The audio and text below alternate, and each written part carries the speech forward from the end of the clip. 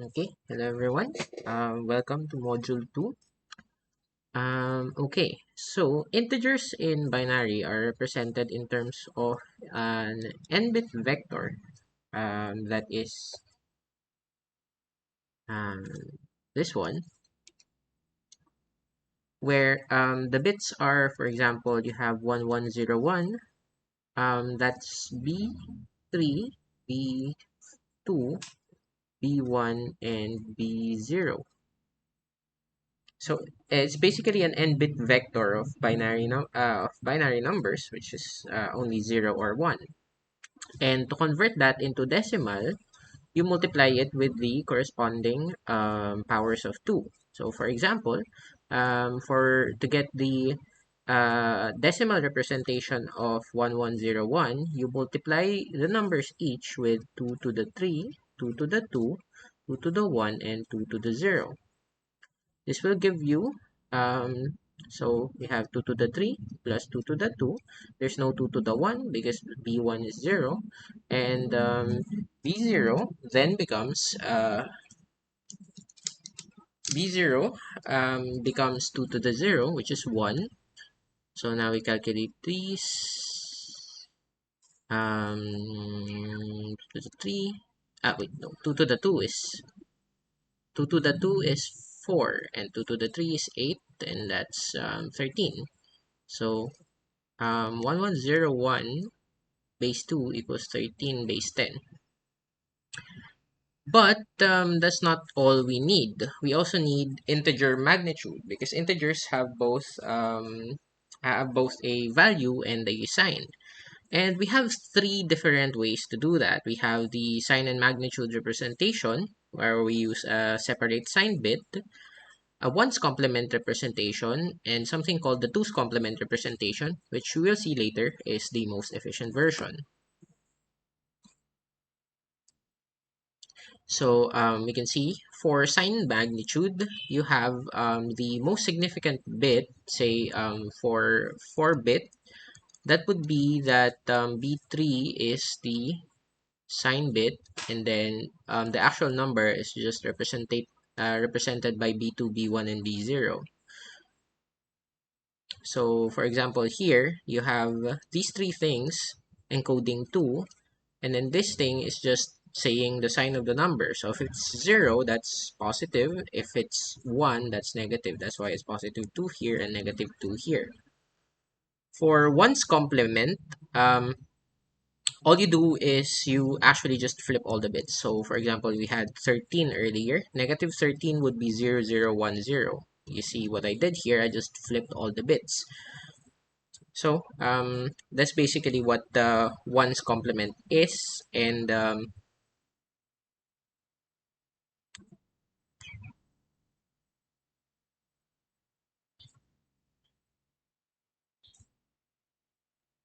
this is technically what you get um, if you subtract the number from 2 to the n minus 1. So for example, you have this thing right here. You subtract that from you subtract 1101 from that, and what you actually get is um, 0010, which is this one. So those two operations are basically equivalent. By flipping each bit or subtracting the number from the highest possible number from the number of bits that it has.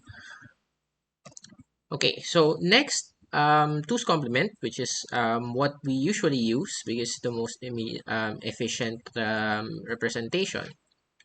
So basically, it's one's complement plus 1. Okay, so what you do is you get a specific number, and then you flip all of it, and then you add 1. So here, this would be positive 2, and actually negative 2 in 4-bit 2's complement is negative 2. In unsigned, this was 13, if you remember, but this is negative 2 in 4-bit 2's complement.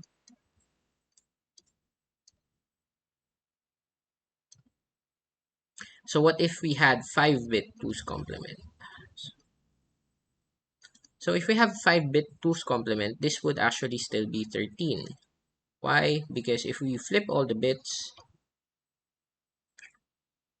and then add 1, so this turns into 1, you actually get, over here is, well, that's negative 13.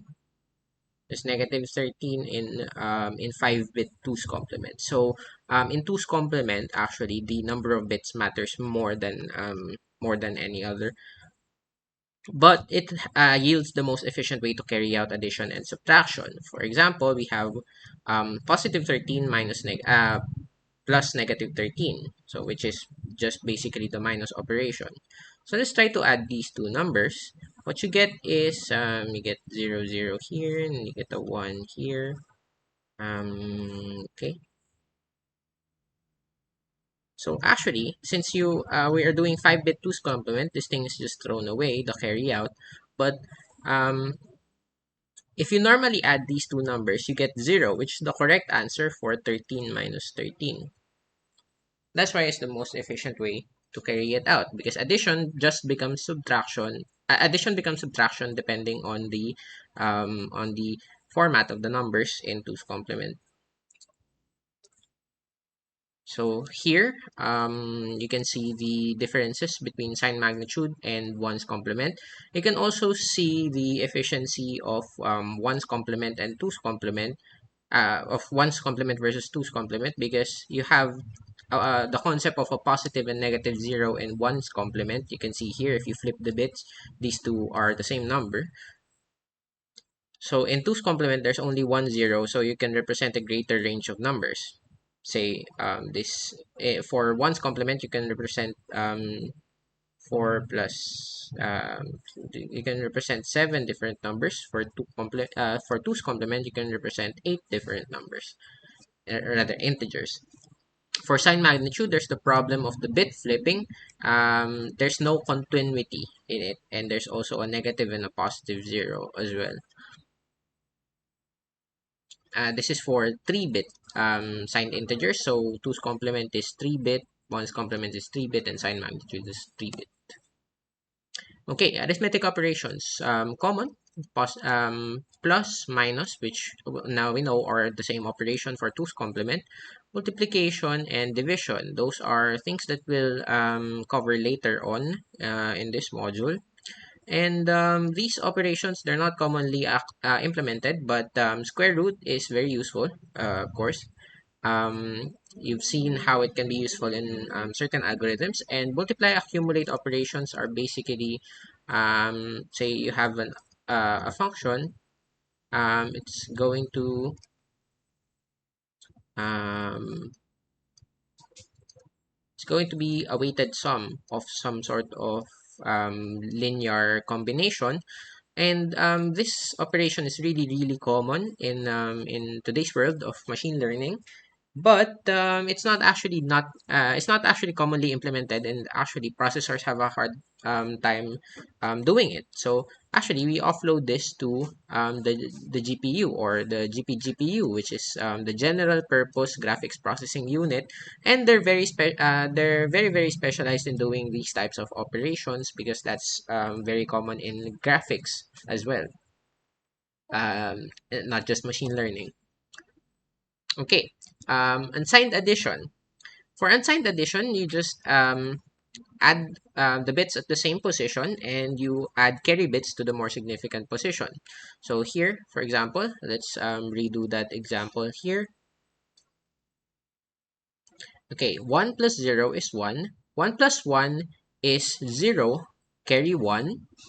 1 plus 1 plus 1 is 1, carry 1. So that's well, you can just say that's 3, and 3 is 1 1 in binary. That's why I put that there. So the sum is actually 1 1 0 1. So it's like carrying out addition in decimal. You just carry a 1 whenever you need to. And this thing is called a full adder.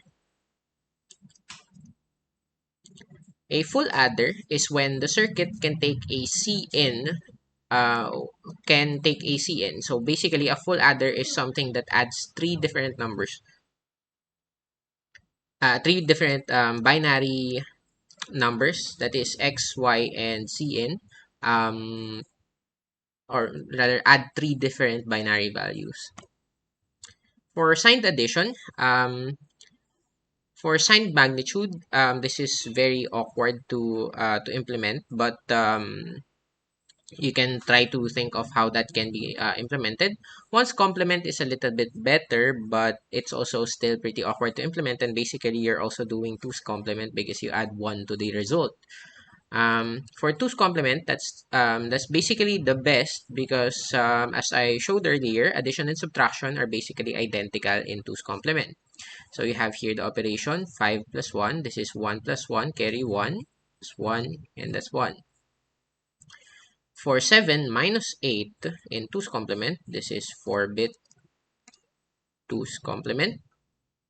In 7 minus 8, you just add these and you find that this is a negative number. To know what number it is, you flip all the bits. You get the two's complement again, basically. So you flip all the bits and um, add 1, and voila, you get that it's if you flip the bit, it's positive 1. So that must mean that the negative version is negative 1. In two's complement addition or subtraction as well, if you get a bit that's carried out of the operation, then um, that is discarded. So a unique problem for these for the two's complement addition is actually arithmetic overflow. So you can in two's complement, you can actually add two negative numbers in such a way that it'll leave the normal space of numbers. So you're expecting a negative 9 to come out of negative 1 plus negative 8, but negative 1 in 4-bit two's complement does not negative 9 rather in 4-bit two's complement does not actually exist. So what you have is arithmetic overflow because you threw away the carry out bit. What you get is a positive number from the addition of two negative numbers, which shouldn't be, just because the resulting number is no longer representable in the same n-bit two's complement representation, and we call this phenomenon overflow. So the thing that you need to note is that overflow cannot happen when you are performing an addition operation with numbers of differing bits. So you can be well, you can rest easy when you have two different signs in your addition operation. But when you have two of the same sign, then arithmetic overflow, either negative negative turns positive or positive positive turns negative, um, those are candidates for overflow.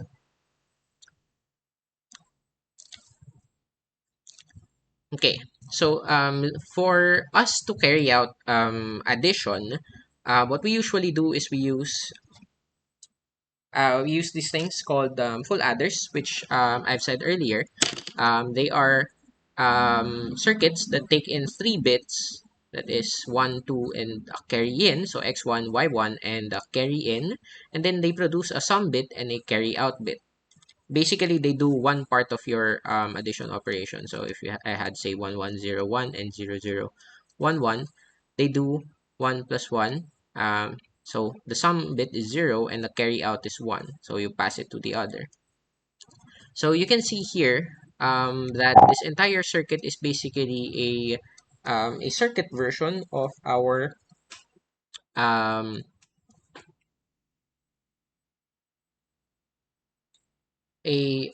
circuit version of the long addition that we've been doing. So for example, this full adder right here will be the one to operate on this. Say we had a previous addition, we can put in a carry bit onto this one, and that's this carry bit. But basically, what we do is we add the initial 3 bits right here using this full adder, produce a sum bit, which we write down here, and then a carry out, which is then put in as the as one of the operands of the next full adder, and then it performs the addition, and so on and so forth until the entire operation is done and you have produced a carry out bit.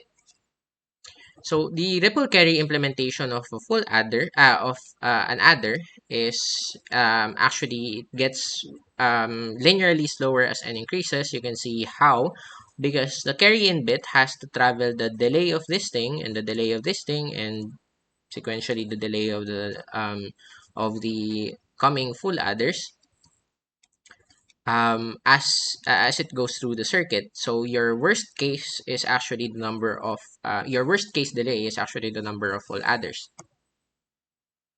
For a subtractor, you basically just calculate the 2's complement of y. You can see here we flip all the bits of y and we put in 1 as the carry in. So that makes sense, doesn't it? Carry look ahead addition. So actually we don't do how do you say it? To solve the problem of the carry actually being delayed by linearly by the number of bits, you can actually um, use something called the carry look ahead. So basically, you have a generate and a propagate function. The generate function determines if a carry out will be generated regardless of the carry in. So if both x and y are 1, you are sure that there will be a carry out for the current full adder. And if either x or y are 1, then you are sure that if there's a carry in, then it will go to the carry out. So for example, if you have 1 0 and then the carry if x1 is 1 and y1 is 0 and you have a carry in that's also 1, you're sure that this will be a carry out because 1 plus 1 plus 0 is 1 0 is 1 plus 1 was plus 0 becomes 0 carry 1.